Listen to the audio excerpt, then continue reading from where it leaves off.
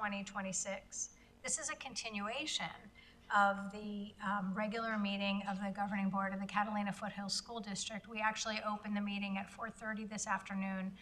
We went into an executive session, and so that's why this is a continuation of this evening's meeting. No business was conducted, of course. I would like to welcome everyone on behalf of the Governing Board to tonight's meeting. This meeting is open to the public for attendance both in person and through YouTube Live. In a few minutes, I will read the rules of order for public comment at Governing Board meetings. If you wish to make a comment remotely, you should have signed up using the Google form that's available under the YouTube Live description. If you don't see that link, you should refresh your live stream. If you are attending in person and you wish to address the Governing Board, please fill out this purple form. It says request to address the Governing Board. It's at the front table where you signed in. And then hand that form to our Board Secretary, Ms. Sams. If there's a public hearing on the agenda and you wish to make a comment on that topic, you may sign up now or at any time prior to the opening of the public hearing. For now, we will move on to item 3.2 on our agenda, which is the Pledge of Allegiance. Please join me. I pledge allegiance to the flag of the United States of America and to the republic for which it stands, one nation, under God, indivisible, with liberty and justice for all. Thank you.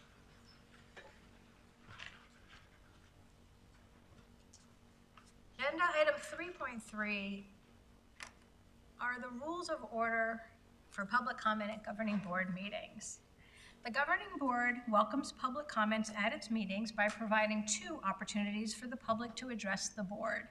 If your topic of interest is not on the agenda, you may address the board during the public comments time slot near the beginning of the meeting. If the topic is on the agenda, you may speak just prior to the discussion of that agenda topic. In the event there's a public hearing, the opportunity to speak will be reopened. Everyone wishing to make a public comment must submit the request to address the Governing Board form, which is required for our meeting minutes. If you are appearing remotely, that form is available below the YouTube link.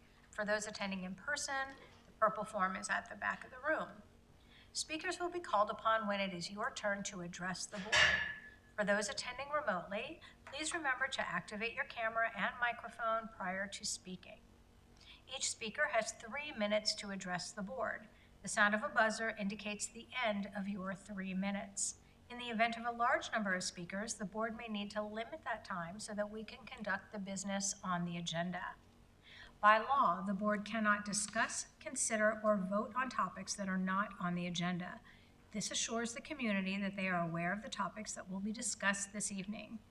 If you wish to discuss a topic through written communication, board members' contact information can be found on the district's website. We appreciate the community's attendance and comments at this meeting.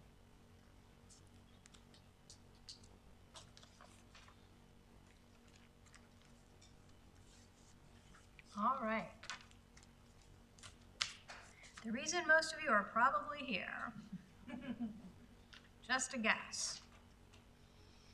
Item 3.4 on our agenda this evening is our Catalina Foothills School District Star Award. This evening's award is in recognition of our boys tennis Division II state championship team. And to present these Star Awards, we call upon our Vice President of the board, Tom Logue.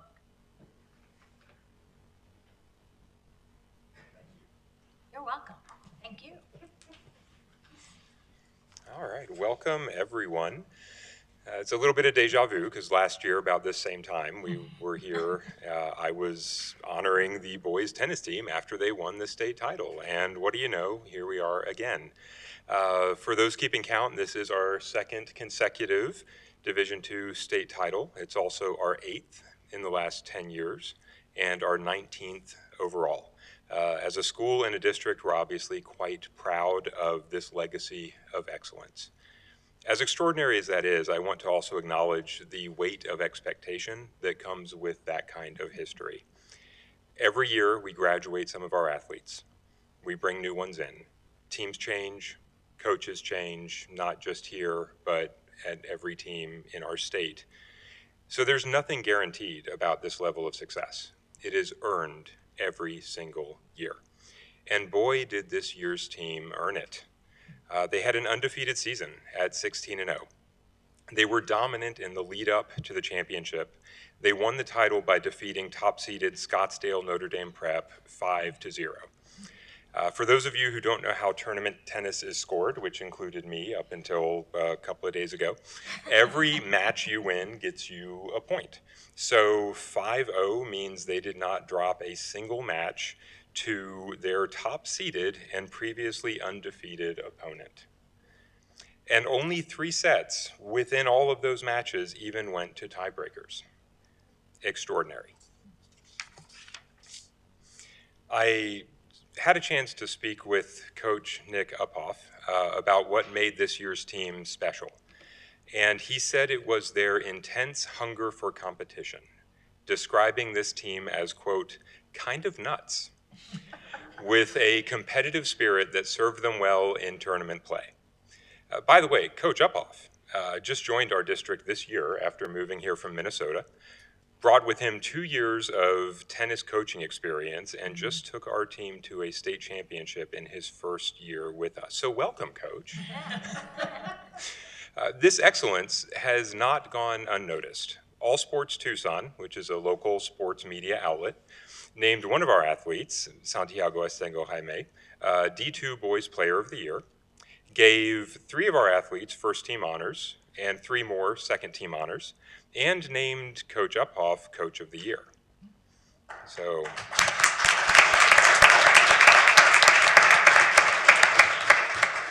I'm thrilled to add our praise to that which the team has already received. On behalf of the CFSD Governing Board, congratulations to our athletes and coach for an amazing season. Tonight, we're presenting each of you with a Star Award to recognize your accomplishments. So when I call your name, please come forward to accept your award and stay up until we have the whole group, and then we'll take some pictures. By the way, thanks to so many of you for coming tonight. This was a little bit risky with school being out. We weren't sure who was going to be on vacation or not, but so glad you were able to make it.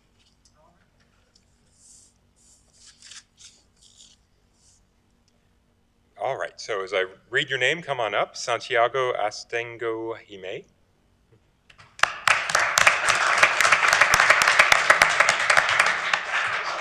Ahmed Bosogan. Damon Brown. Malik Campbell. Andrew Eddy. Matthew Eddy. Mauro Esquerdo. Rajen Fadia. Finn Griffiths. Emil LeBauer. Kai Sidala.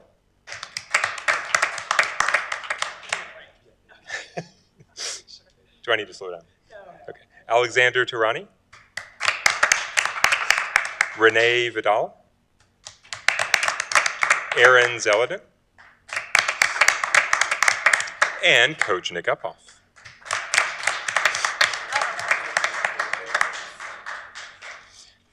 How about a hand for our Division II state champion tennis team?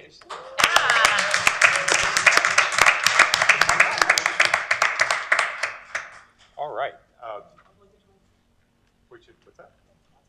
We do have to get a picture. So we're going to move to the back of the room where we have our Celebrates Excellence poster and make sure you're all being celebrated.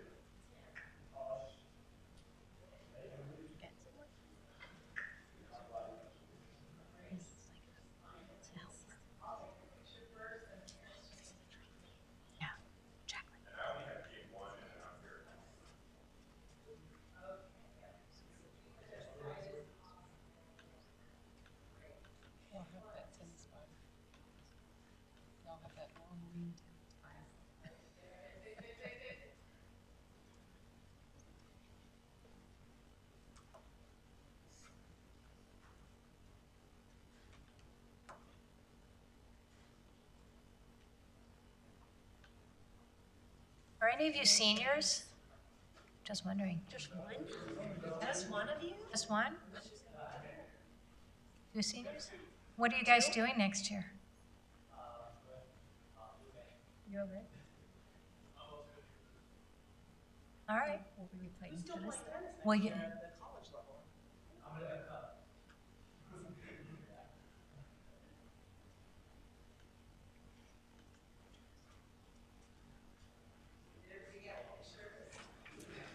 Coach, anything you want to say before we give a final round of applause? Yeah. I just want to congratulate you guys on the awesome season and effort we gave every day. It was truly a pleasure to coach you guys this year. I hope to see some of you guys on the summer and the fall. Well, anyway.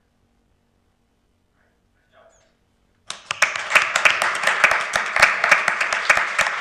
We really appreciate all of you being here and bringing some of your parents and adults who are important in your lives too. We know that when you're a student athlete, you rely on lots of people around you to help support you and to get to this place. And so we appreciate all of you who came out tonight with these fine young men. And thank you for taking an evening to come let us show how proud we are of your accomplishments. Hope to see you next year. But no pressure. No pressure.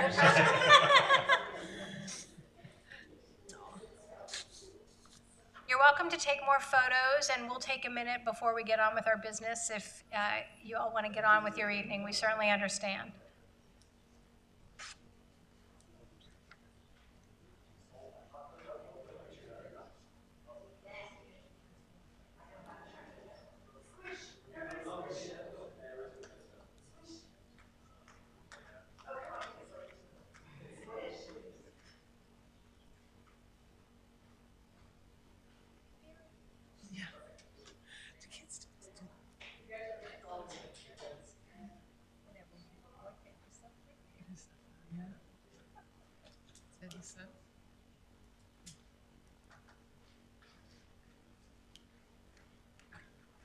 Got friends in high places. Indeed I do.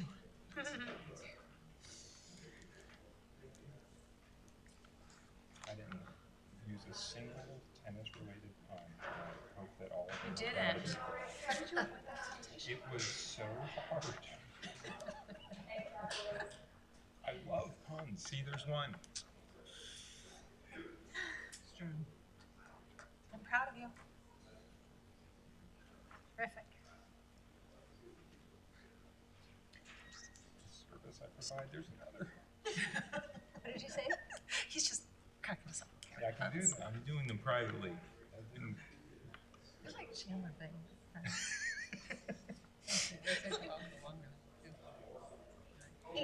Like to get along really well.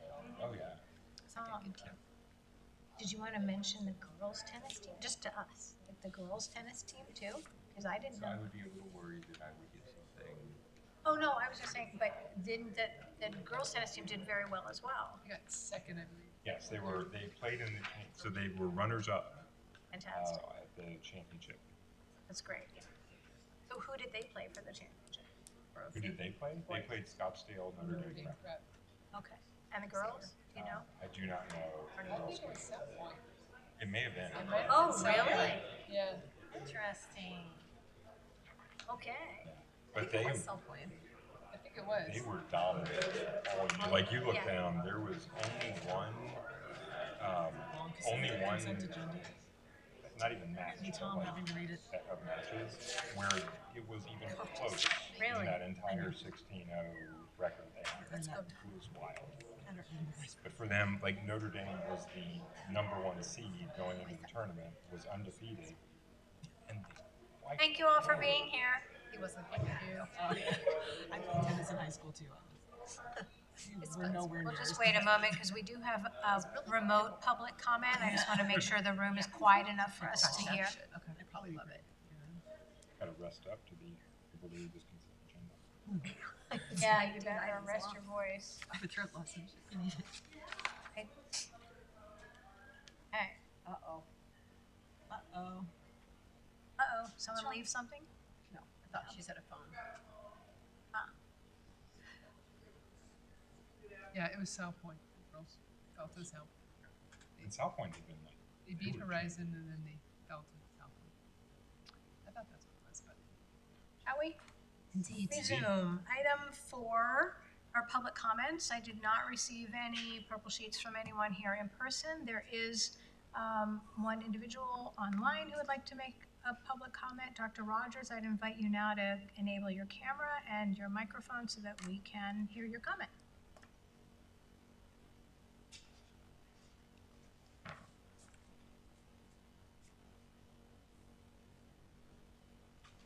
Dr. Rogers, if you're there and you can enable your microphone and, what's the other thing? Camera, thank you. We are ready to receive your public comment. Oh. We can hear you, we're not seeing you. If that's intentional, that's fine. We can hear you just fine. There you are. Oh, there you are. No, we got you, Now you're good.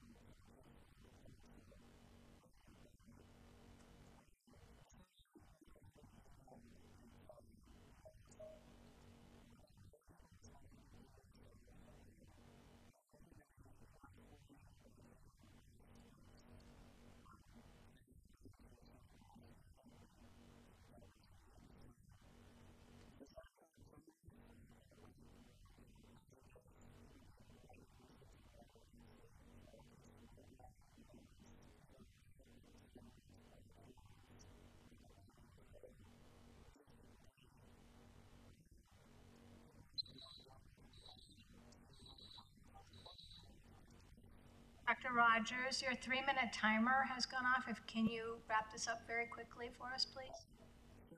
Thank you.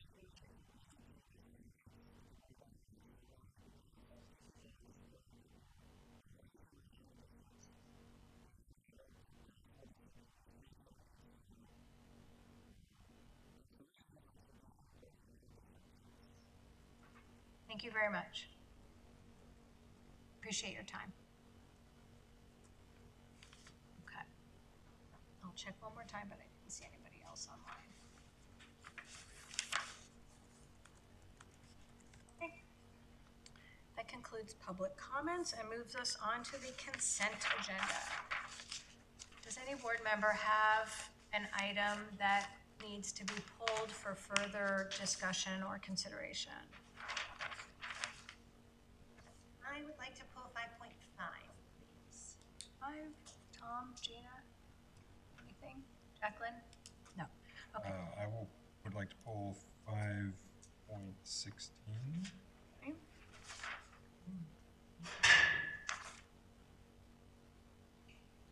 And 5.11.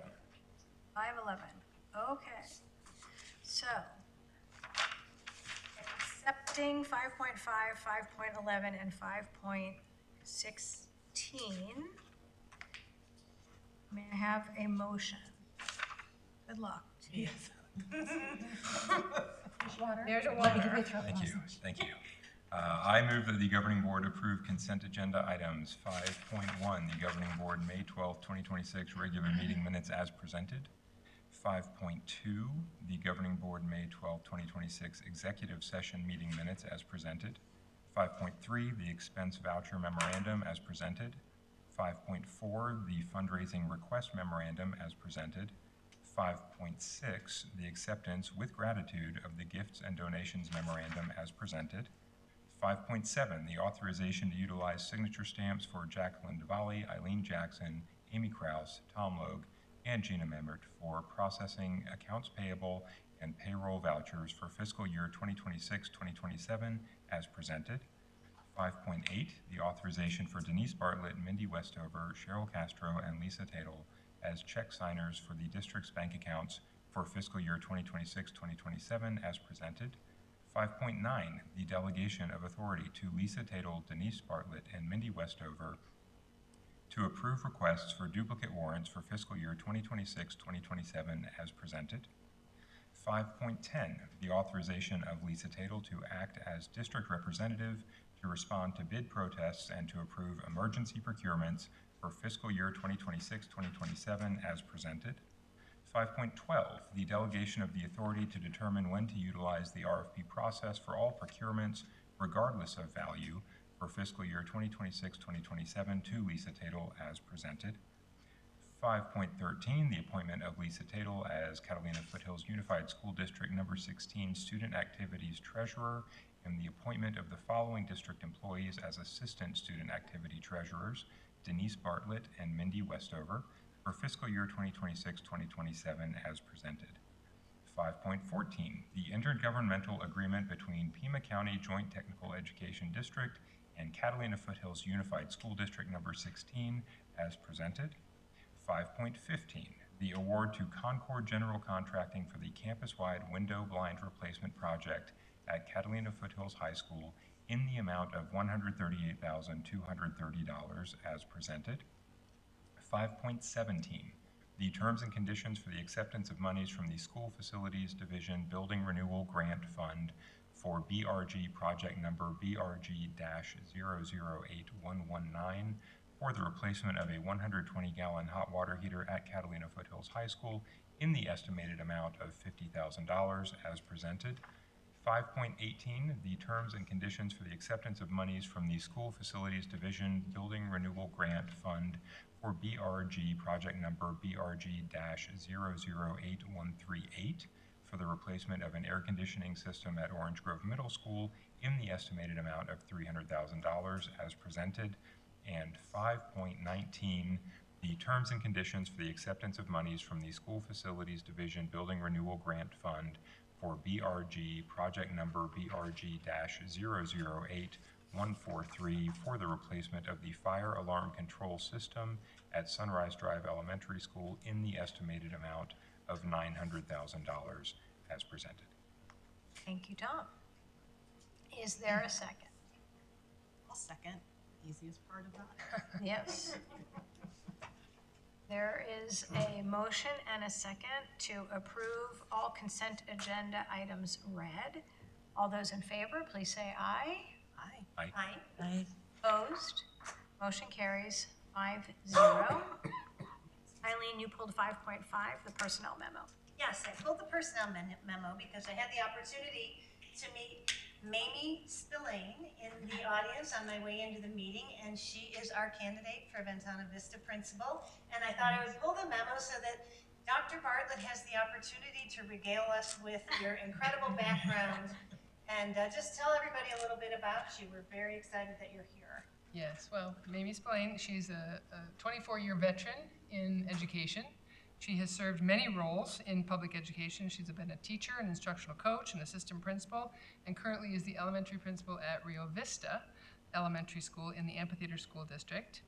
During her tenure at Rio Vista, she's led significant school improvement efforts, including strengthening professional learning communities, implementing data-driven instructional practices, expanding their STEAM opportunities, improving inclusion practices for students with special needs, and revitalizing their PBIS systems. And they've earned state recognition for the implementation with fidelity of their PBIS systems. She has been the Arizona Teacher of the Year Ambassador, Arizona Refugee Teacher of the Year, and a U.S. Department of Education American Teaching Star. She brings dual language immersion experience to us, and having taught in a Spanish-English immersion program in Guatemala, she's a fluent Spanish speaker with a master's degree in educational leadership and extensive graduate work in bilingual multicultural education. So she's a perfect fit for Ventana Vista. And I just wanted to also point out, first of all, thank you again for coming. It's nice to always see the faces that are behind our personnel memo. But I also wanted to point out that there are so many more new hires on this personnel memo, and it's just a reflection of the work of our administrators who are continually sorting through candidacies and interviewing and administering performance tests and screening. And we really do appreciate all the work that goes into what's on this personnel memo. And it certainly sounds like the job description was written for you, Mamie, and we're so glad you're here, and let's see what happens. Well, we know as administrators that the best way to keep our schools performing well is to hire the best. And so Absolutely. that's what our mission is, and we take the time necessary to do that, whether it be Appreciate it. We do. 5 interviews or 45 interviews. We put the time in. Thank you. Fantastic. Would you like to make the motion, Eileen? No, Tom, you do it. You've got it pulled up. Okay. I move that the governing board approve the personnel memorandum as presented. I'll second that. Okay.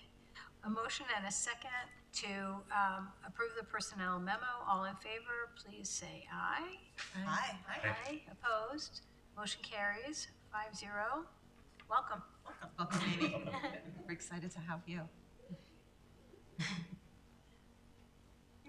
Tom, 5.11. Yes, 5.11 disposal of property. Yeah. And this is something that I, as a board member, occasionally get approached about, and just thought it was a great opportunity to bring this up because it is, as with many procedural things, sometimes seemingly a cumbersome process. And just wanted to ask Dr. Bartlett to comment on the necessity of the approach we use for disposing of property and assets.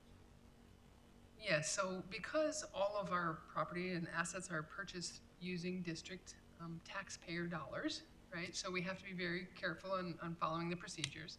So what happens when we dispose of any assets or materials, the principal usually is the first one who, at their school, decides what to send to auction. And we send items to auction. We try to auction it for 3 different times. If they don't go in auction, then we decide to dispose of them. But it's really because it's the auction, that's who determines the price that they're willing to pay. So there's no set price.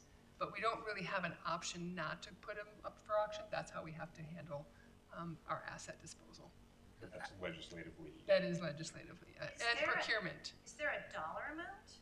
Like like pens and pencils we're putting up for No. auction, but is there a dollar amount below which we don't have to worry, we can just throw things in the garbage or then donate or? No, most things have to go to, so all of our textbooks, all of our equipment, chairs, tables, all of that needs to go to auction first. And are you required to use certain auction sites, auction houses? No. That can be, Right, we determine which auction house to use. And so sometimes, we also, before we finally dispose of them, once it hasn't sold in auction, we ask any of the other sites, do they want the materials? Oh, yeah. Good. So we ask, idea. you know, sometimes there's a conference table that one school has outgrown, but another school wants the conference table, so That's they, great. they take it. That happens before auction. Yes, yes, typically. But even after auction, if it hasn't sold, You'll ask again. we'll ask again. So, Labor intensive. but it's not like we can just give things away to our public, we have to. Or throw them away. Or throw without them going away through without process. going through that process. It has to go through the 3 auction attempt. Do you do that once a year, or is there a We regular? do it throughout the year. Oh, you do? This time of year, it's pretty heavy because the end of the school year, they're trying to get rid of things that they're no longer using or that are outdated or inoperable. But it happens throughout the year. Typically, when we get a new curriculum adoption, those old curriculum adoption Yeah. materials go to auction. And sometimes other districts will pick those up. And so we make some money from it. Is there a way to communicate with other districts about materials like that? Just on the auction site. And it's just, we don't Everybody kind of reach uses the out. same? Okay. That money goes back into a capital fund? Yes. Okay. Yeah. Good to know. Thank you. My curiosity is officially sated. Okay. Yeah. All right, I move that the governing board approve the delegation of the authority to approve the disposition of district stewardship and capital assets for fiscal year 2026-2027 to Director of Finance Lisa Tatel as presented. Thank you. Is there a second? Second. And a motion and a second to approve agenda item 5.11. All those in favor, please say aye. Aye. Aye. Opposed? Motion carries 5-0. And Tom, you wanted to pull 5.16. I did. This is a vehicle purchase, and I'm just always interested when we are bringing new vehicles on, whether they're additions, replacements of fleets, what purposes they're serving. So just wanted to ask about that. Sure. So these are replacements for our old 16-passenger student transport vans or buses, mini buses, which are no longer insurable through the trust. So the trust no longer insures us if we use a 16-passenger because of the rollover. Yeah, the risk of rollover. So I mean, like literally the rollover. literally the rollover. Vehicle rollover. Yes. Vehicle rollover. Yes, they are Wow. top heavy. Replaced with- Oh. So they, pardon me, So they're being replaced with something less? 9-passenger vans. An Yes. actual van as opposed A to. van. It's a not a van, bus. yes, it is a van with 9 passengers. We've also not, and these are gonna be white, they're part of our white fleet, so they cannot be used for home-to-school transportation because home-to-school transportation has to be in a yellow vehicle. So this is just used for competitions, our athletics, or other small group competitions that they're going to travel to Phoenix or down to Nogales or wherever they're going to My travel. daughter logged many miles of those little white. Yes. She was in the big band. Yeah, but like the band, sometimes we'll have kids go up separately to band camp Oh. in Prescott, or they'll travel to competitions and it's only a very small group. Right. So there's 2 vans There will be 2. We're purchasing for 2. the price of $195,000. That's what they cost. Mhm. Yes. Outrageous. It It's is very outrageous. expensive. It also sounds like we're going down in capacity if we go Right. from 2 16s to 2 We are. 9s. We are. But we also have, so Community Schools has also purchased 2 Suburbans that we use in that fleet as well. They are purchased through Community Schools, not through our Oh, I see. capital funds. But they are used throughout the whole district. And what do we do with the 16-passenger buses that were no longer They will used? go to auction. Okay. So what happens if, so it used to be that if there were 16 kids needing to go to a competition, for example, they'd use one of those larger vans. Now it's that if there's, 16, there'll be 2. no, now it's that 18? if there's 9 kids, they'll use one of them. So a couple questions. One is, who are the drivers? And 2, if the number of kids exceeds that, then do they need to use, like, book a school bus or book a charter bus or something? Or what happens there? So there are approved drivers. So coaches of these teams go through driver's training every year to be an approved driver of these vehicles. So they are the ones. We conduct that training? We do. So so they typically are the drivers for that. If there are 9 or fewer, then they will take one van. If there's more, there'll be 2. Then there'd be another person having to drive the second van. If it's more than 18, of course, they're gonna take a bus, a large bus, And do they take a school bus or a charter bus? a school bus. So the yellow school buses aren't restricted to home and back. Yellow But school yellows buses. but could yellows be used for other things? Yes. Yeah, yellows can It's be. just the used white is White not can allowed to only be be used for used transport. Okay, For got it, after-school transportation, not school to home. right, okay. Thank you. All right. I move that the governing board approve the award to RWC International Limited for the purchase of 2 new 9-passenger vans in the amount of $194,709.01 as presented. Got 1 cent in there. I'll second. Thank you. We're hoping There's to been a get motion those- and a We're hoping to second. get those by the end of July. So we'll have them for the new school year. All those in favor, please say aye. Aye. Aye. Aye. Opposed? Motion carries 5-0. And I think that brings us to the end of the consent agenda. Amazing. Okay. The next item on the agenda, I have to go way down. Okay, here we are, is unfinished business. Item 6.1 is the approval of revisions to the facility rental rate schedule per policy KF, community use of school facilities. This is a second reading. This is on for action this evening. Dr. Bartlett. Yes, thank you. I'm presenting for Mr. Coulter, who presented at the first reading. And after the first reading of the explanation of the facility rental rate schedule, there were no additional recommendations for changes. And as you know, it's an annual process that we have to review the rates and assess the utility usage and any increased costs that are incurred with renting our facilities. As you know, Arizona state law does not allow the district to incur any costs for outside agencies to use our facilities, so we have to maintain a schedule of our rental rates. In conversations with our facilities director, Brian McNitt, and our director of finance, Lisa Tatel, it was determined that there was no increase in our utilities cost, which is kind of amazing. But of course, it would come back to you if mid-year, which, because we're hearing about rate hikes, if there were rate hikes mid-year, we would bring this policy back to you and we would change the schedule because we can't incur any of those costs for the rentals. We do require them to have the $1 million liability and $1 million property damage certificate of insurance for all renters. And the trust recommends that these same insurance amounts stay in place for all the rentals for this next school year. So you can see there's minor changes, some technical changes on the schedule of rates for each of for some of the classes of rentals, but nothing in the rates themselves.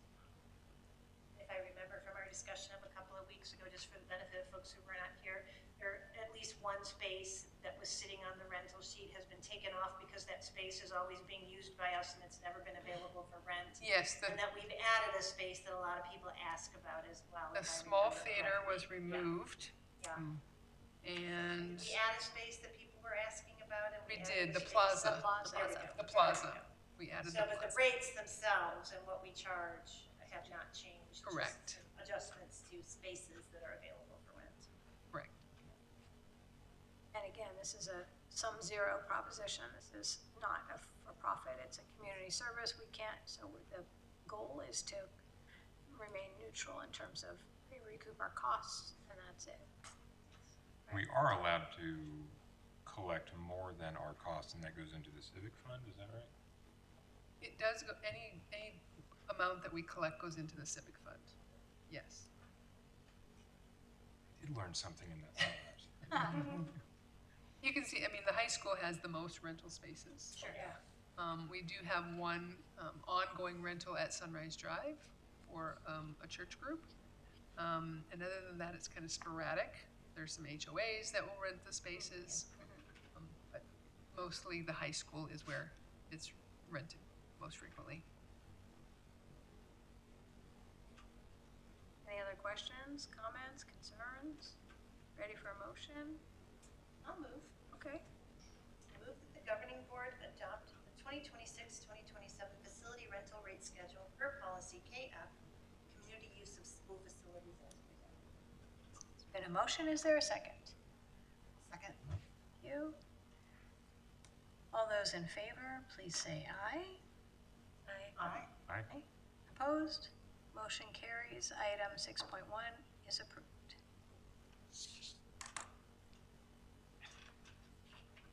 Thank you, Dr. Bartlett. Okay. New business this evening. Item 7.1 on our agenda is consideration of revisions to Catalina Foothills School District Performance Award Plan. This is a first reading. Associate Superintendent Mindy Westover. Okay, so there are 3 recommended changes to the performance award plan for the 26-27 school year. The recommendations are related to professional learning requirements for collaborative inquiry teams, attendance eligibility requirements, as well as individual teacher performance components. So the first of those is for our collaborative inquiry teams. So our CITs currently, they have to attend 12 sessions. So it's really an attendance only measurement right now. We are proposing that the recommendation for these CIT teams is that they also have to set a goal, which is aligned to improving student achievement and student outcomes. These goals should be academically focused, they should be rigorous, specific, measurable, and include numerical indicators of success. Counselors, of course, may choose to focus on attendance-related goals due to the nature of their roles. And the change is intended to ensure that CIT participation results not only in collaboration, but also in focused, measurable change and growth for our students.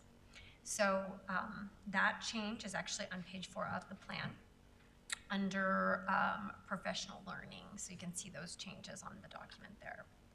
Are there any questions about that component before I move on to the other 2? Yeah, I will have questions if you can Yes. bear with me. Question, you want me to ask my question while you're? Yeah, before you do the, can you just, on what page? It's under professional learning on, it's page 4 of the plan, but I'm not sure. 107 of the book. Thank you, of the Denise. board book. Tom, go ahead with your question. I'm not finding the right section here. Go ahead. It's in yellow. Yeah, I have, it's I know, highlighted. The pages in the actual plan don't have page numbers on them, so I think that's the. There we go, found it. Okay. Mine was, if I recall correctly, last year, we had a discussion about the requirement for number of meetings attended and put a little bit of leeway in there.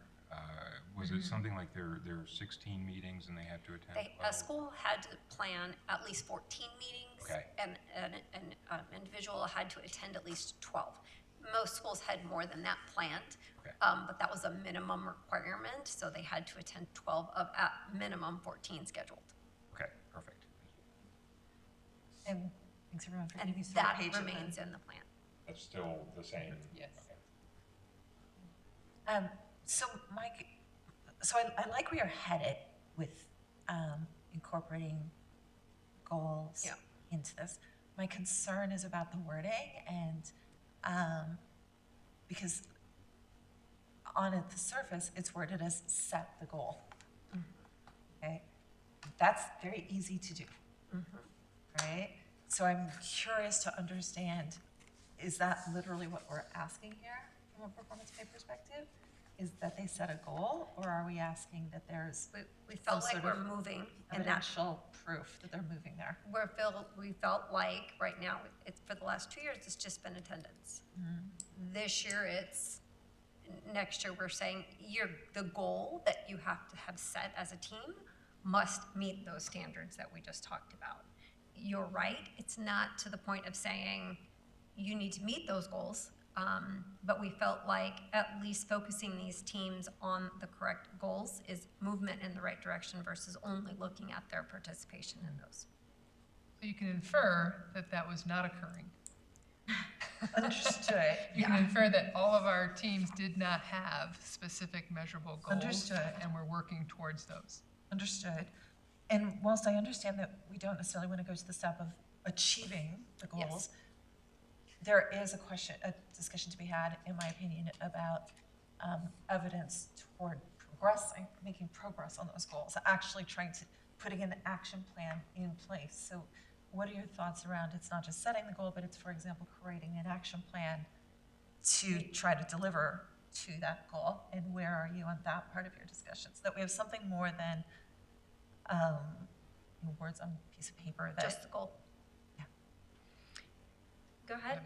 Well, I was going to say the collaborative inquiry cycle itself is the plan for them to do. So there is a circular plan that they have to go through all of the steps to set the goal, and they're going to do the learning for the goal, they're going to assess the students, so that's the action plan. So the setting of the goal so that it's measurable and explicit is where we felt we really needed to focus this year, because we had probably, 33% of the goals that were not specific and measurable. And it's been some challenge to get our teams to that point.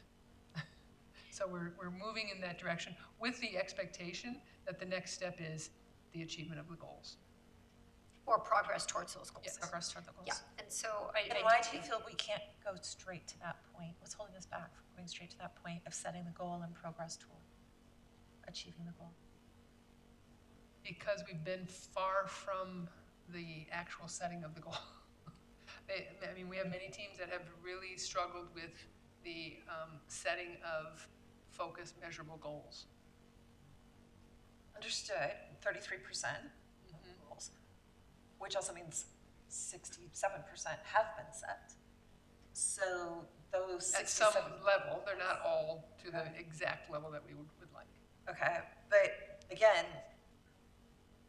where is then the stretch or the push or the incentive for that 67% even to progress to the next level? If we're saying that good enough is just crafting a goal, then 67%, the job's already done. I do. We know what you're saying. I think, the CIT process in itself has been, it's what, year four? Is that right, Cheryl? No, it's 5? And it is, in the last few years, has become more of our focused driver towards the goals. So, originally, it was not necessarily the vehicle that it is now. And so I think we are definitely putting more focus on those teams in terms of the products, the outcomes, what they're doing for student achievement. And I think we felt like this was a bit of a step in that direction, because you were right. Eventually, we do need to say, okay, is the progress being made towards those goals? And I think for the goals, like you're saying, for the teams that already have those goals set, I think we're going to be able to start measuring, okay, well, are you actually producing growth towards those goals? And the school and the teams that are still working on those goals, we still have time to develop them. But the tie is also that those goals there is an academic component to this plan as well. So they are actually paid for the achievement of the students. And so aligning that goal is going to get to that academic achievement already. So it's the specific meeting of their goal is coming down the road. It's going towards that larger academic achievement that we're going towards the goal of 80% by 2030. So they roll up into broader districts. Correct. Okay. So what they're working on in their CITs is contributing to the achievement that we've set our goal for. Okay. And this is a CIT group goal. You don't have individual teachers with individual goals. It is a goal that they work together Correct. as a team to set that is academic focused, rigorous, specific, and measurable for the group. Correct. For the group of the students that they're working with. I mean, it's for students, but it's their goal that they're setting for their students based on their achievement data that they're looking at. So they're looking at achievement data in ELA, and they're going, wow, our students are really struggling with this. And so they're setting a very specific measurable goal that they can work on in a small cycle so that they can impact it and then do some assessment and then move on to the next part of that so that it's going to the larger academic achievement. And I think we're moving in that direction. It's just, We keep saying yet. We haven't gotten to the achievement of that goal yet, but we are moving in that direction. Does anyone approve the goals? Yes. Okay. Are approved Yes. by the administrator? And there's feedback Okay. about if it's To make going sure to it be does both. specific or, yes. Yes. Which there has been less of that until now, until we've Less of what, sorry?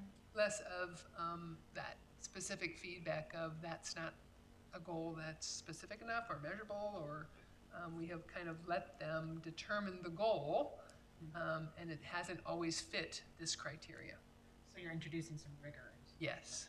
Can I ask a follow-up question about Sure. that? So, does it make any sense to write this with a broader spectrum of, you're saying you're setting the goal now, we're talking about goal setting, progress toward, and some other things that you might come down the line. Does it make sense to put that all in now, like, rather than coming back in a year and then we have to amend this because now the goals are set? But do you know what I'm saying? Like to. Well, we to have kind to of amend this every year anyway. yes. Oh, yeah, that's We true. bring this back every year. That's true. And if we put it in now, I mean, I guess we could say by 2028, but it doesn't make sense. This is what they have to achieve for the next year. Next year. Okay, For the performance award. I was just thinking it kind of sets a vision. I mean, I could put something in there around with the intent of, something along those lines. I'm just asking if you thought about it and if you decided why yes or why no. I'm not saying, giving you specific I don't think it's my job. It's not my job. I'm just wondering if you thought about it and, why it's not in here, like, that's where we're headed. I feel like I'm hearing some intention that maybe the push should be a little more aggressive.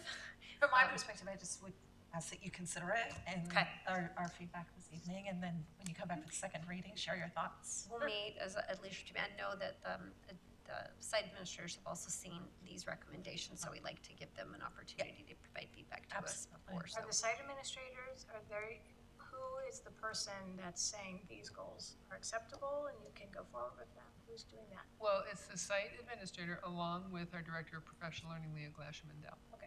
She reviews all of the goals Okay. and then talks with the principals about it. So if an entire CIT group doesn't have a goal that passes muster, We would work with them until they get one yes. yeah. that does pass. Just But in time then for them the to. expectation the following year is that it's not going to be that hard to get them to adopt a goal like that. And again, these are much shorter term goals than say your goals, which 80% by are 2030. 5 years down the road Right. for 80%. These are things that can be achieved in a 1-year cycle, a 3-month cycle, 6 to 8 weeks. 6 to 8 weeks. Oh. Mm-hmm.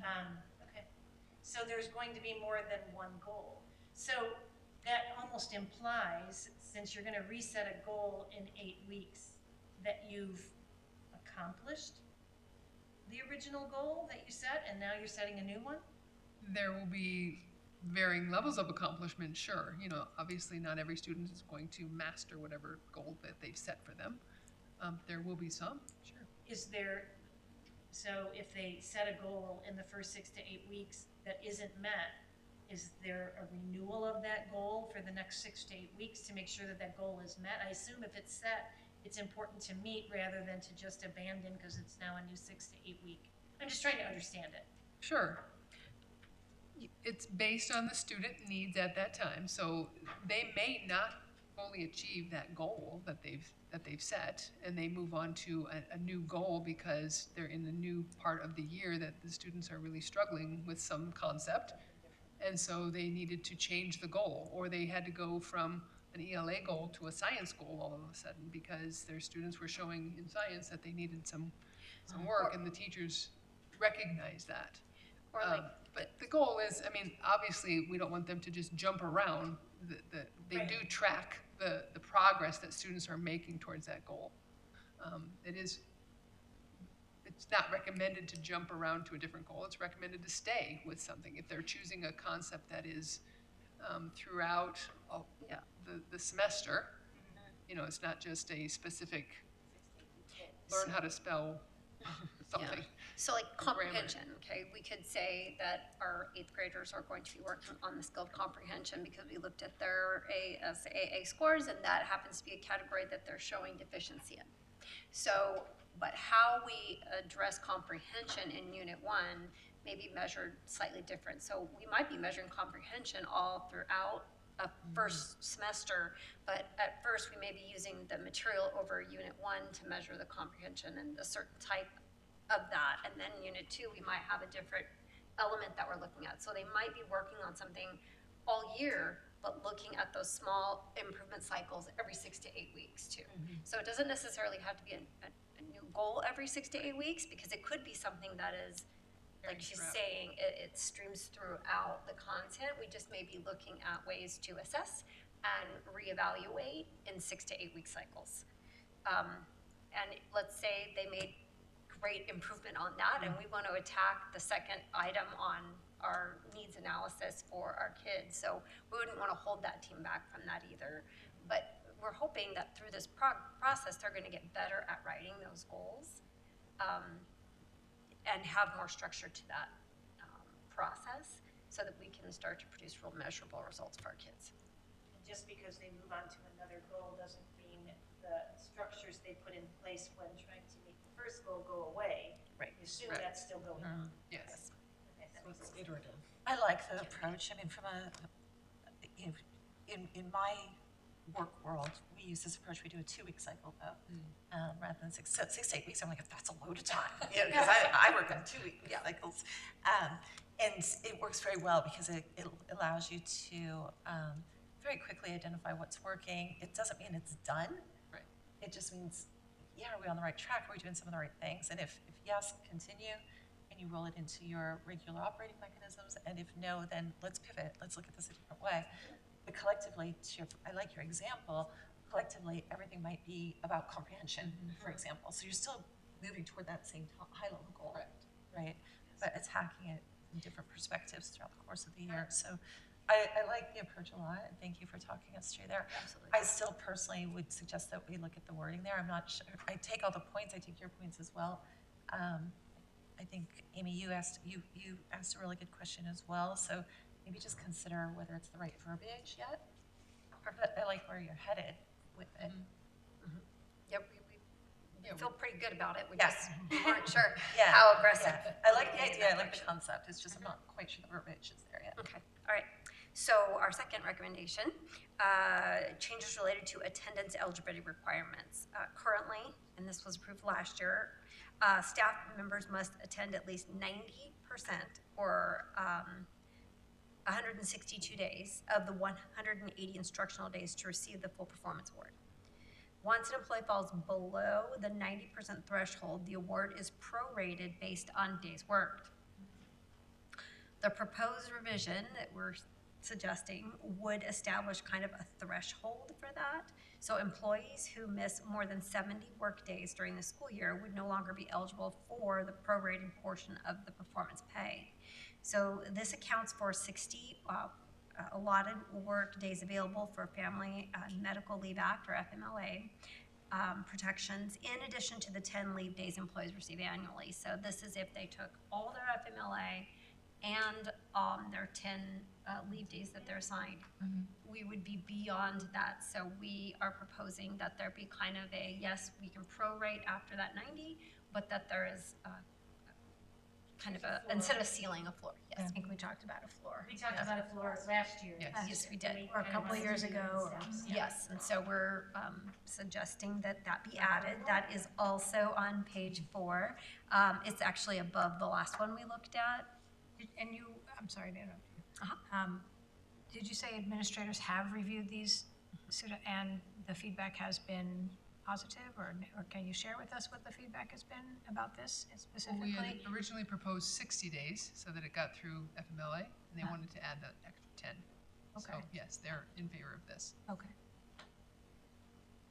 I do think we need to, I think somewhere along the line, the full instructional days, the word full needs to be Added. back in, because Would it's always we- been And I full. know you probably don't know this off the top of your head. Would we have had people who did not qualify for this I do know because that, of actually. that this year? Yes, we do. I've been working on that as we just had our last day of school. We did not currently, in this current year, have anyone who would have hit that threshold. Nobody. Nobody. Meaning nobody missed more than 70 7 days? days. Right. You were shaking your head, yes. In previous years, we may have. Previous years we have, I okay. was shaking my head that, yes, we have that information. Yeah, I just we happened to be working on finishing it on Friday, and we talked about the data this morning, so. Got it, thank you. So it is rare that we have an employee that misses more than 70. So that, go ahead. It's not going to help a whole lot. But yeah, I think it's still important to have a floor. Me too.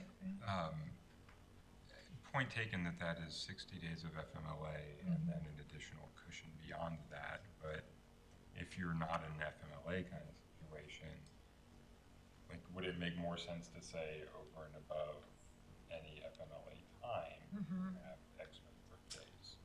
So in Is other there a words, legal reason to not do in that? other words, it's only 70 if you have If you used actually have FMLA. If you FMLA. haven't, then it's A different good number. point. Right. Or does that solve the problem that exists?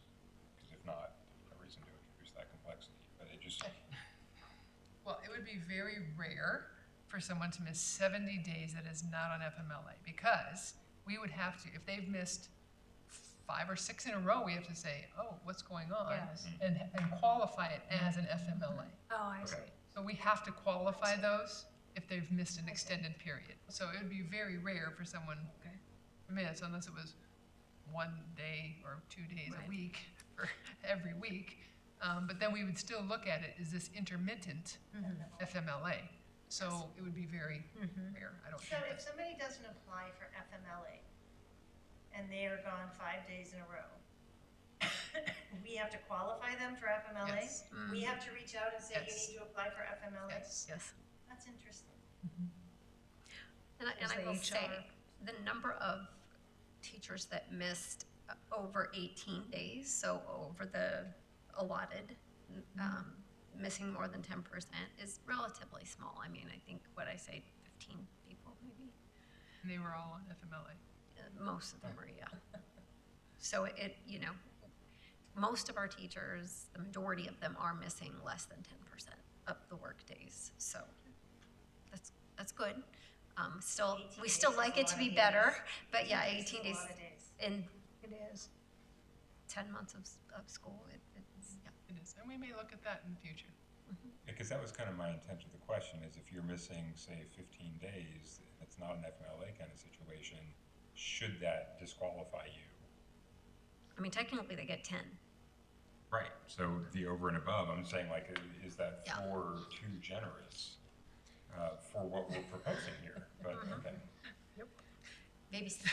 Well, well, and in my mind, the rationale tying this to a performance award makes sense because we know that teacher absenteeism is directly related to the student experience. Sure. And so to be able to have your students perform, Yes, you need to be there. you need to be in the classroom. Substitute And is just that's a why we substitute. added attendance a couple of years ago. Is there any support to changing that 90%? 90%. The minimum. Where they start prorating, where we start prorating. We haven't been asked for that, no. We've discussed that. In this Yeah. realm, we have not discussed that with the administrators. There is rationale that they're only allotted 10 days a year. Right. So there is potential that we could reduce that.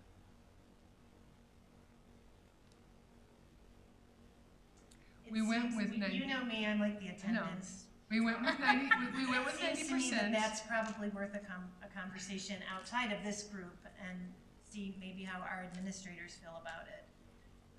Because we all know the stresses that attendance takes on the system.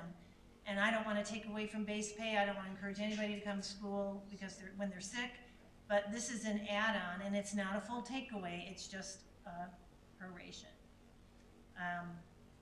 So I would at least be curious what your feedback would be if this went outside this group and you spoke to the administrators about how they feel about it. We can get that feedback. Yeah. I'd like to know that. If you remember, we went with the 90% because That's that what is the students- students. yeah. That's what it matches the students, but But you're not asking about the 90%. Are you asking about 90% or are you asking about the proration beyond that? I'm asking about reducing the number of days before you start prorating to something like 10. Right, because Um, that's, Because yes. what you just I would said, have a much larger. teachers are not in front of their students. Our students' performance suffers. And I don't think there's anything wrong with holding the adults in the system to a higher standard than the children. Especially for a performance award. Yes, for a performance award, I don't want to touch Proration anybody's. would start after Yeah, 10, after the 10. Exactly, and it's not So like we're then taking still- 100% right. away. You know, it's a school culture thing too. If you Yeah. have, you want as many of your colleagues and peers there. Yeah. Yes. Well, Wait, I didn't follow you. Can you say that I again? said it's a school culture thing too. You Culture. want I your heard closure. Oh, no, I was you like, want school your closure. colleagues and peers Yes, there. absolutely. You can do all these great other collaborative things. Right. That's a We'll good put that point. out for feedback. Okay. Thank you. Thank you. That's where we are with the second change. Okay. And then our very last change is at the very bottom of the Page last 109. page 109. So the final recommended change relates to the individual teacher performance component. So currently, teachers must receive a rating of effective or highly effective on the teacher assessment program or TAP evaluation to qualify for 100% of the award. The recommendation is to differentiate expectations for probationary teachers, which are teachers that are within their first 3 years in our system. Even if they're experienced teachers. Even but for they're new to experienced us. years. They're new Okay. to us, they're within their first 3 years and they're considered probationary. Okay. And there are different regulations and policies that relate to them in terms of evaluation than a continuing teacher.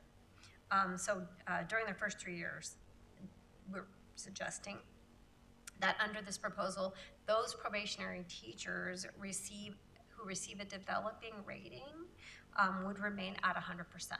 This allows for our administrators, our new teachers to the system to learn how to become effective teachers within our system and what the expectation is for them.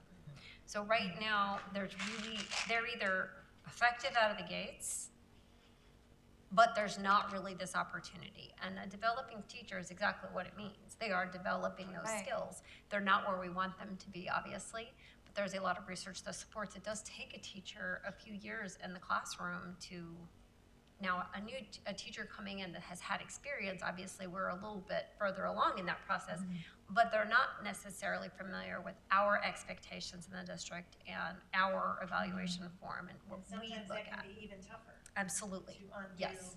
Yeah. Yep. versus taking somebody who's brand new and indoctrinating sounds bad. Orienting them to our system from Yeah. scratch. So. I also imagine it probably takes some maybe pressure off of the administrator or whoever the evaluator is. You know, it would be very hard not to give a teacher who's developing, who's doing a great job, and you want to give encouragement to, but then not to give him or her the 100%. And you can see where, exactly. I've got a teacher who is exactly where they should be as a first-year teacher, and they're still working on, let's say, classroom management, and we're watching that improve and change, and that's where they should be. Yeah. But they're not effective in terms of our evaluation tool. So I'm looking at this teacher telling gonna them get you're not dinged. effective. So, you know, we talked a lot as administrators about we want our evaluation tool to carry legitimate weight and really effectively evaluate the teachers so that they know how they need to grow and develop. And, you know, talking to several of the administrators, there was a feeling that if we had this little buffer for them in terms of performance pay, it would give us the time to really effectively evaluate them using the tool we have. So that is the The other last reason suggestion. is because when a teacher comes in their first year, because this is a year in arrears, they are accepting the data for students that they have never taught. Oh, yeah. So if their school that they happen to go to is not at a proficient level, then they're already behind the 8 ball and gonna be probably developing anyway. So they're accepting the data of a school that they had no impact on yet, but it's because we pay a year in arrears. So, I think it's a great change. I do too. Can you just speak to the, so the ratings for the teacher assessment program? I'm intuiting from what's written here that it's highly effective, effective. What are the other? developing and ineffective. Developing into ineffective. Okay. So that's good. I just wanted to make sure that with And a reducing this to developing, we weren't going to the very bottom of the No. list. And to Okay. teach, and a teacher who is rated as ineffective is essentially placed onto an improvement plan, and so a performance award would not be awarded to a teacher who was effectively on an improvement plan. Excellent, thank you. Can't imagine we retain many teachers who get ineffective ratings. We do not. So those are the three awards that we are suggesting for the 26-27 school year. And then the funding for this does fluctuate from the state. So the amount is projected to increase to $883 per weighted student count for next year. So that's where we are for next year with that. So I will take into consideration those suggestions that you had, and this will be brought back to you for a second reading at our next meeting. So are there any other questions? I'd entertain those right now. Yeah, Mr. Loeb? Just have one. You mentioned the figures in terms of weighted student count, but in terms of what a teacher would actually receive, what does that look like? What's the maximum for this year? So essentially, it depends on how many teachers we have, how many FTE, how many eligible, all of that, and then what the pot of money looks like. So it does fluctuate a bit. Next year, or for the current school year, it's going to be $3,900. Just gives us a sense of how much we're talking. A lot. And so the individual teacher performance, so the TAP piece, is 33% of the total amount. So it is Oh, right. a smaller portion of it. And then the achievement is that 67%, the school achievement level. Right. And so none of the changes that we're talking about tonight are going to affect No. the current payout or the No. payout that we're getting ready to No. do at the end of this year. Yes, that So payout all is. goes forward. No emergency clause in this No, one. that payout is currently on its way over to the business office to get paid out. So this would be for next school year. Can you just remind me who Is eligible? who are ineligible? I mean, there's a Ineligible whole people, class- so for example, it is supposed to be for, this is for employees that are with teachers, or with students in the classroom. So Not speech pathologists, for example. speech pathologists are eligible if they hold a sub-certification. So speech pathologists are working with kids Okay. a large majority of their day. But for example, like a school nurse is a Oh, yeah. certified person that's not eligible for this. Our school psychologists are not eligible for this. Our administrators are not eligible for this. They're listed in the plan on Yeah, page they're- 106. Okay, thank you. I knew I saw. We do qualify our counselors if they have a sub-certification. And they do teach our kids, and they are in front of them, and they are evaluated with our TAP, our same teacher evaluation, because of that. So there's some discretion or no? There is a little, well, we've set exactly who it is. I mean, there is no, if they don't have a sub-cert, then they don't qualify for it. But yeah, it is on second. But you can see the two, the three at the bottom, teachers who were notified that the district intends to issue a preliminary notice of inadequate classroom performance are not eligible, as well as that we've notified that we're not going to reemploy, or if they have not finished the last day of work. So if they abandon their contract even a day before.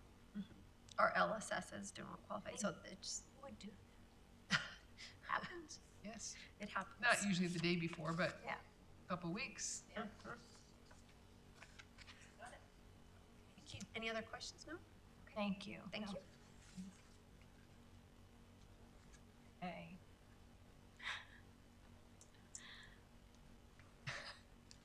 Agenda item 7.2. Consider. I'm losing my mind, I'm sorry. Consideration of revisions to policy IKF. I can't get through this, I'm so sorry. Graduation requirements, it's a first reading, not a second, not a third, not a fourth. It's this a one- first this one reading. usually That's comes- why I'm laughing, I'm so sorry. Executive Director of Curriculum See, and that's the Assessment. greeting Cheryl I get Pascoe. anytime I walk into a room. I'm Yeah, sorry. laughter. It just took us 3 That's days okay. last year to get through this. And the year before, this is the policy. Okay, does everybody have their place? Yes, we're ready. Because No it's more laughing. one change. Don't read the whole policy again. It's just one.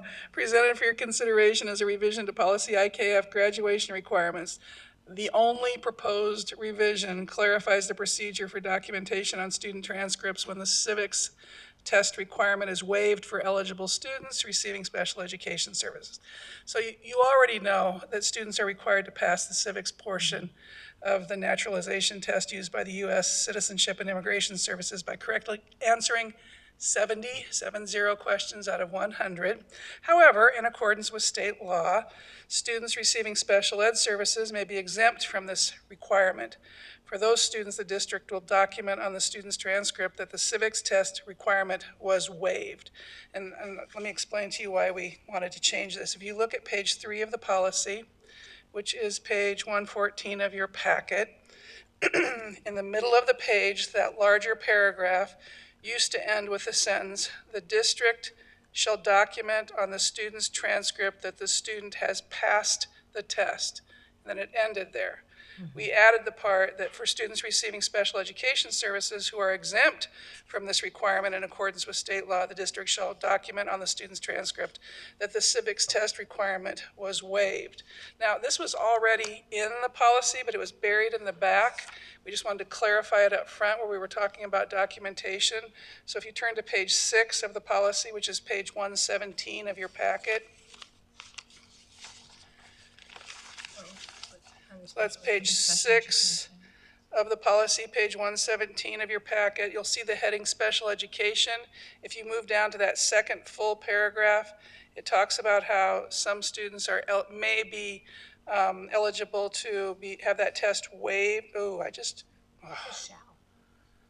So I just noticed that the A and B, the list A and B, that bulleted list is not parallel, so I will fix the wording, the verbiage there, in case anybody caught that. I caught it just now. I'm going to fix the verbiage there, so that will be parallel language. But essentially in B, it talks about how students are not required to take it in all cases. And so that's why we went back to page 3 and added the language about entering waived. And this question actually came from our counseling and registrar's office because they were wondering. They said, well, we put waived sometimes, is that okay? So we put it into policy. That's the only change we have for IKF. I think that's a great improvement. We should just vote on it now. And Was there no guidance prior to this on how to handle that? It was just it sounded like sometimes. well, that's why it came up. Justin Robinson actually is the one who brought it to my attention because he happened to be in a place and happened to hear something, happened to hear the counselors and the registrar talking about, well, we put waived here. Is that okay? Because it says you have to enter past. And so then he brought it back to me, and then we talked with the team, and then we decided to change the policy so that it's clear. I mean, it was a little clear with that last part, but it didn't say you could actually Waive it. enter on the transcript the word waived. So that's what we changed. What, so there was, it didn't say that before? It didn't say that before. So it just indicates, so The policy, somebody looking at that transcript would think that the student didn't pass it? well, you have to pass it to graduate. Right. And so everybody assumes that it's just going to say passed on there. However, there are some students for whom, and it's not all special education Right. students, it's only some, for whom it may be appropriate to waive the exam, but it didn't give specific instructions to enter the word waived on the transcript. So this language tells our counseling and registrar's office that, yes, you will enter the word waived. And even though it wasn't in the policy, it was in the statute. Right. Well, actually, the statute the statute doesn't say to enter waived. The No, it does statute, not. but the statute says exactly what's here, that special education students do not have to pass the exam in some cases. Are we going down that path? That's definitely familiar. Back away. Back away Slowly. slowly. Any questions about this one change? Anybody? No, And no we'll look questions. forward to reading that and the parallel language of it Lily. Okay, thank you. in 2 weeks. Thanks, Cheryl. Great, thank you. Thank you very much. Okay, discussion and reports. Yes. Item 8.1. Dr. Bartlett, you are slated to report to us on the achievements of the senior class. Yes, this is the For our first time information. report on Yes. this. So this Yes. is, yes, this is a new report that we've, under recommendation from, I think, Gina, I think you recommended this, that we kind of highlight at the end of a senior year, at the end of the school year, the accomplishments of our senior class, Yeah. which there are many, of course. We heard some of them at graduation last Wednesday, but I'm just going to kind of go over some of the really big highlights. So this is the achievements of 449 of our seniors. So that was our graduating class, 449. And they began high school in the fall of 2022. So if you remember the fall of 2022, we were just coming back from the pandemic. And so they were working to recover from that disruption from the pandemic. And this class set new high achievements, and some of the highest for our Catalina Foothills High School. So they are leaving CFHS not just with a degree, but they're well prepared.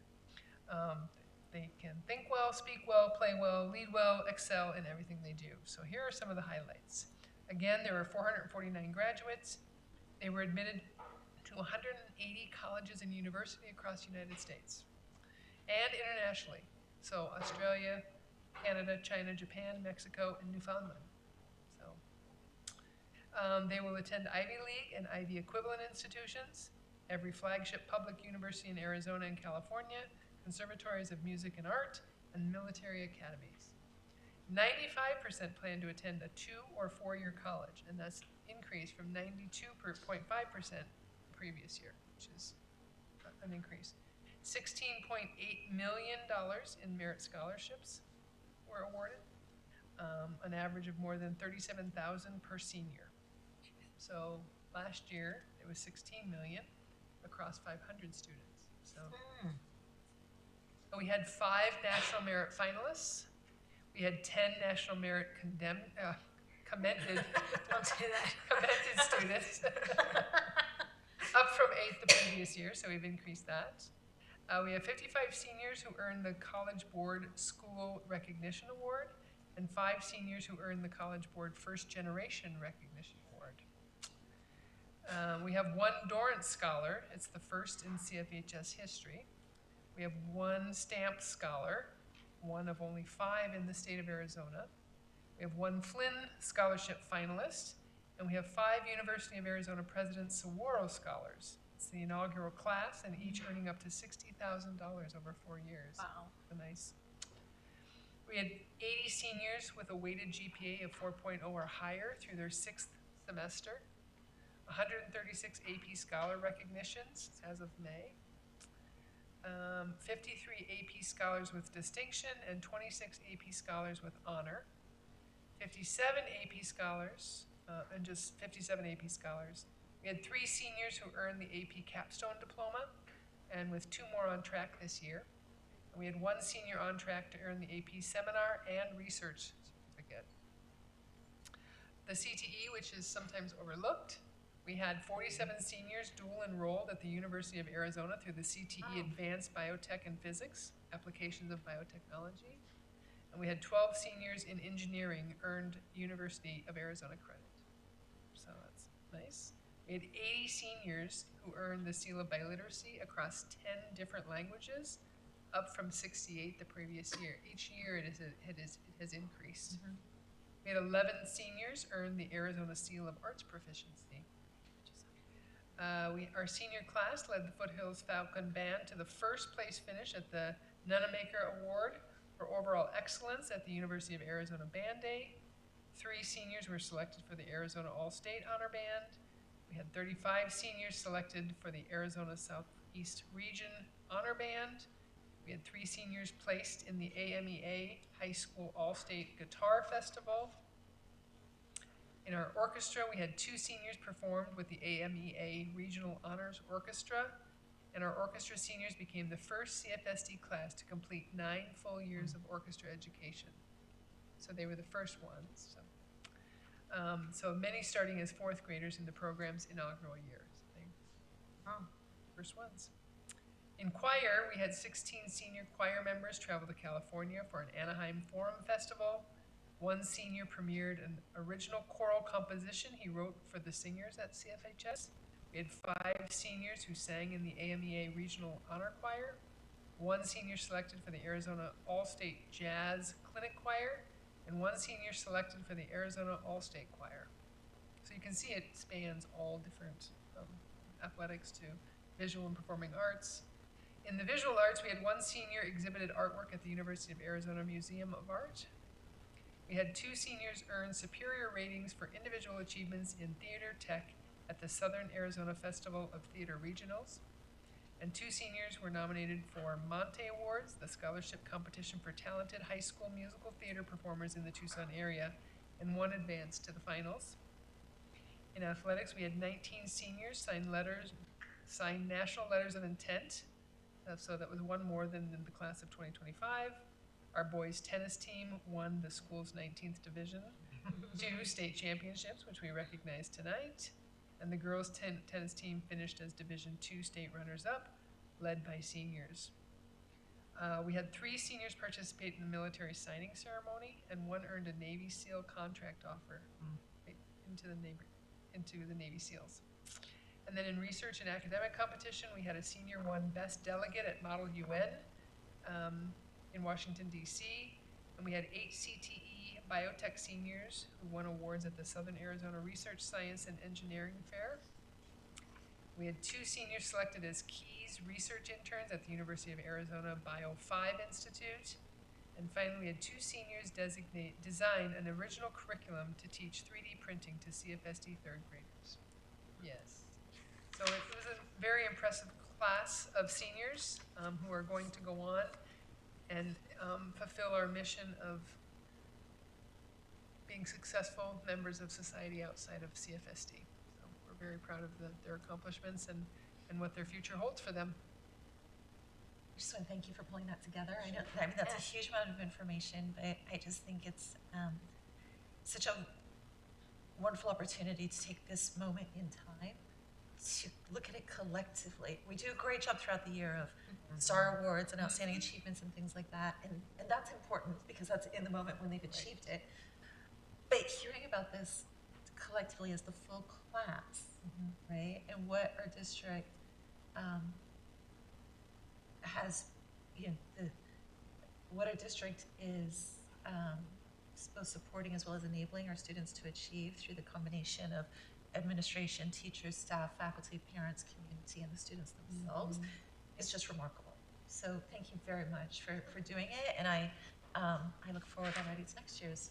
And what will be nice is it will go on the border as well. So, Yes. so it'll go not just in the packet, but it'll make the border, and I think that was one of the main reasons we wanted to do it as well. But I think it is important each year as a tradition to do this for our seniors because it is a collective accomplishment for the teachers, the students, the parents, and the community.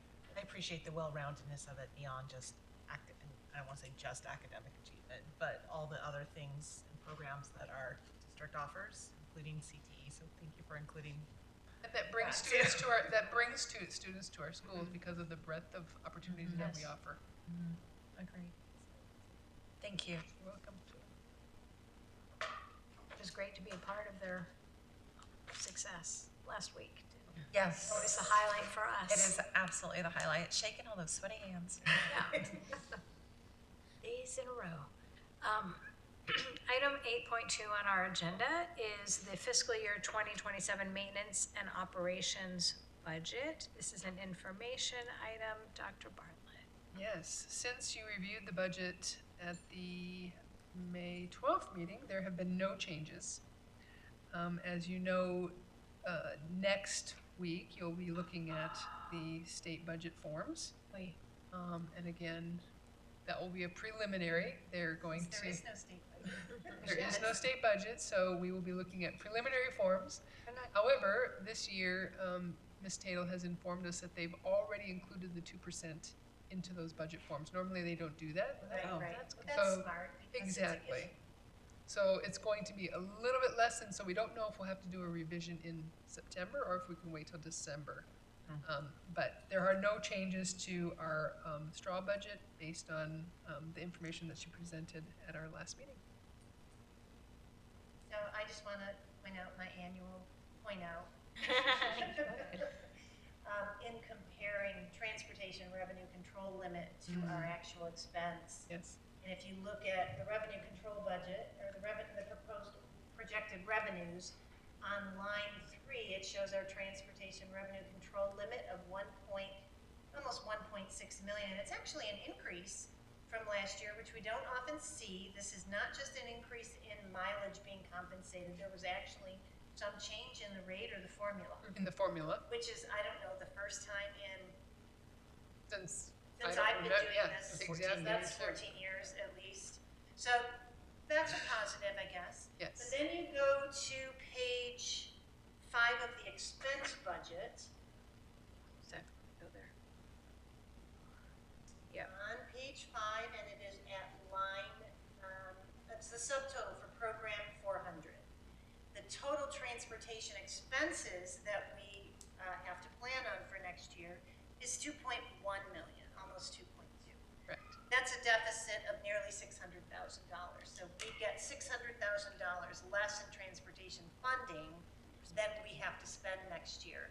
That $600,000, correct me if I'm wrong, Denise, is money that might otherwise be spent on hiring teachers, Correct. writing bigger raises for our teachers, because it's taking that chunk out of our M&O budget and putting it toward transportation. That is correct. So I always like to highlight that every year because it's a significant contribution that our district has to make for transportation. Yes. And it's a discrepancy that's worth highlighting. So is it fair to say, as a new board member trying to understand all this, that the funds we get from the state, that doesn't mean you can go out and do all these great things. I mean, to get the buses and things that we have now, we still have to go back and Those were, ask for money from those were our. purchased through bond dollars. Yes. So this pot of money is not Not for new buses. Just So This- what does this, what does this cover? This is just Ridership. operating the It's buses just that our we have. day-to-day business of Operating the buses transportation. that we have and hiring the personnel to drive the buses that we have. The And fuel paying for the costs. gas and paying for the maintenance, paying the contract to the bus company that Right. does all these things for us. We are fortunate that our community is willing to support The actual purchase the of the actual buses. purchase of the buses. But it's no easy thing to do, and when you look at the cost of those vans that you called out those were $97,000 for a 9-person van. I can't even imagine what a small bus costs. About 165,000. How many passenger buses, a small bus that you're referring to? 21. Plus there would be the cost of the driver and Driver, everything, for Well, all of that, maintenance, yeah. operations. Maintenance, yes. It's a much bigger undertaking than one would think to add a bus to the fleet. It is. Large or small, add a bus to the fleet. And then when you look at, and again, the cost of the bus itself is not part of this $600,000, but all of the maintenance that goes along with having a bus and having a bus driver and just makes this Fuel costs. deficit even bigger. I will say, we do anticipate that our transportation funding will go down a bit. What happened when the auditors were here, when we transferred over into our new buses, some of the mileage did not transfer over accurately. So we may have overstated our mileage a little bit, so we're going to be correcting that. So on the next iteration, These numbers will change a little bit. a little bit for the control. So it'll probably be less, about $100,000 for fiscal year 27. For the revenue. Yes, yes, Which makes the delta even more, because the Right. cost is going to Exactly. remain the same. Yes. correct, So it'll be 700K that we're correct, Losing more. supplementing it. correct. Losing And more of course, money. we're all concerned about the fuel costs. Yes. Everyone's, I mean, there's articles every day about the impact of fuel on school districts Where do our buses fuel up? at our bus barn. Okay. Oh, we have tanks. We have our own, we do have our own tanks, which we are probably going to be replacing here soon with some bond dollars because they're old and We really don't want our gas tanks. Leaking. no. It would really upset the neighbors. So yes, that's part of our bond projects. Yeah. Great.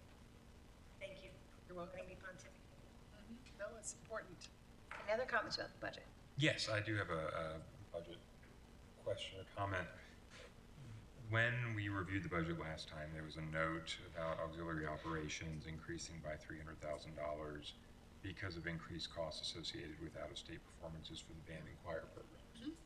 And that, of course, caught my interest, having just written a large check for an out-of-state. Yes.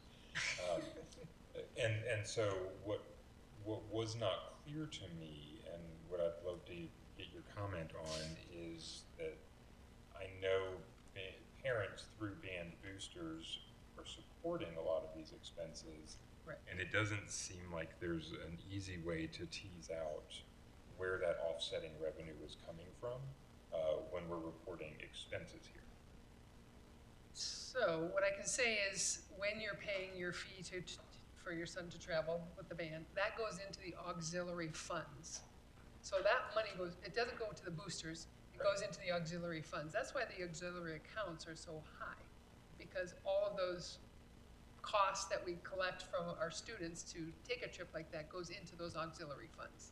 So when there is a big trip, that's why the increase of the $300,000, because there were more funds going into the account to go out to pay for that trip. And I don't think that was Clear. clear, because we definitely heard about the money leaving. We Yes. didn't hear about the money coming Coming in to offset But that. all of the money that students pay go into that auxiliary. Is Yes. that auxiliary account in our budget? We don't see that on the budget. No. Okay. No. We do get a reporting in our week in review. Yes. You just had one for the Once a April. month we Yeah. get it, and you see all of the auxiliary funds. And I just think the point here is, we looked at the expense number and went, wow, that's huge, Right. without seeing the offsetting revenue number, because it's not part of these forms Sure. that we work with. And it's a So one-to-one. it's just something important to underline for us and for the audience, that, that money, it's a pass-through. It is a It has to. pass-through. It's pass-through. It is a pass-through. Not district funds that are funding. No, it's not district funds. It's student. For optional student activities For optional, that aren't required yes. for their Right. Correct. No, I think that's a really important point, that they're not Yes. required and that they are, the fee schedule's published up front so that parents can make an informed, and guardians can make an informed decision as to whether they Correct. are okay with their child enrolling in the course.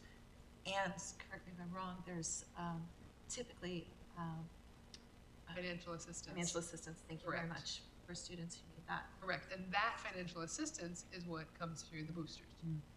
So those are their contributions. Correct. When you see those, that is them covering that. Correct.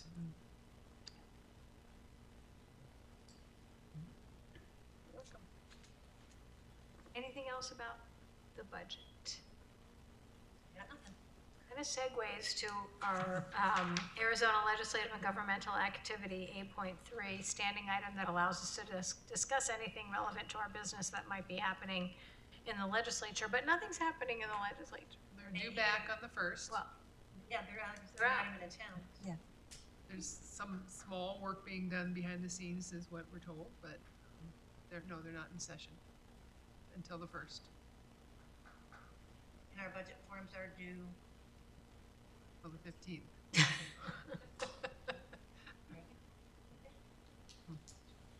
So, It is actually a positive change that they're putting. the 2%. Correct. That Correct. is very helpful. it is, because it potentially could reduce a revision that we have to do. So, you know, we've had to do a July revision and then the That's revision. a lot of work. It is a lot of work. So we're hoping that it will not require that. anything else? Jacqueline and I have agenda planning tomorrow, 10 o'clock in person. In person? We are not, what am I saying? Reconvening. Reconvening, thank you, for an executive session now, so that means we can adjourn the meeting if somebody would like to make a motion. I move that we adjourn. I'll second. Thank you. There's been a motion and a second for adjournment. All those in favor, please say aye. Aye. Aye. Opposed? Motion carries 5-0. Welcome, Amy. You all, thank you. And she stayed the whole You stayed the whole meeting. Yeah.